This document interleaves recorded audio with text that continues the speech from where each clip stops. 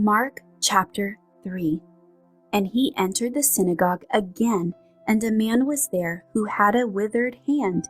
So they watched him closely, whether he would heal him on the Sabbath, so that they might accuse him. And he said to the man who had the withered hand, "Step forward."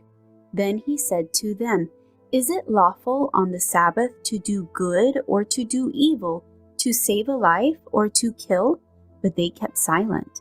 And when he had looked around at them with anger, being grieved by the hardness of their hearts, he said to the man, "Stretch out your hand."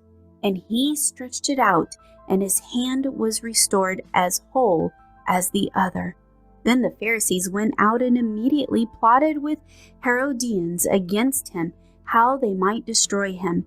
But Jesus withdrew with his disciples to the sea, and a great multitude from Galilee followed him, and from Judea and Jerusalem, and Idumea and beyond the Jordan, and those from Tyre and Sidon. A great multitude, when they heard how many things he was doing, came to him. So he told his disciples that a small boat would be kept ready for him because of the multitude, lest they should crush him. For he healed many, so that as many as had afflictions pressed about him to touch him, and the unclean spirits, whenever they saw him, fell down before him and cried out, saying, "You are the Son of God." But he sternly warned them that they should not make him known. Then the multitude came together again, so that they could not so much as eat bread. But when his own people heard about this, they went out to lay hold of him, for they said, "He is out of his mind." And the scribes who came down from Jerusalem said, "He has Beelzebub, and by the ruler of the demons he casts out demons." So he called them to himself and said to them in parables, "How can Satan cast out Satan? If a kingdom is divided against itself, that kingdom cannot stand. And if a house is divided against itself, that house cannot stand. And if Satan has risen up against himself and is divided, he cannot stand but has an end.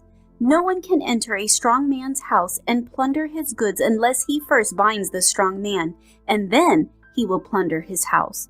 Assuredly, I say to you, all sins will be forgiven the sons of men, and whatever blasphemies they may utter.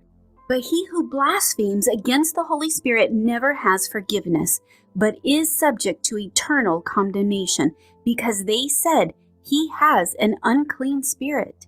Then his brothers and his mother came, and standing outside, they sent to him, calling him. And a multitude was sitting around him, and they said to him, "Look, your mother and your brothers are outside seeking you."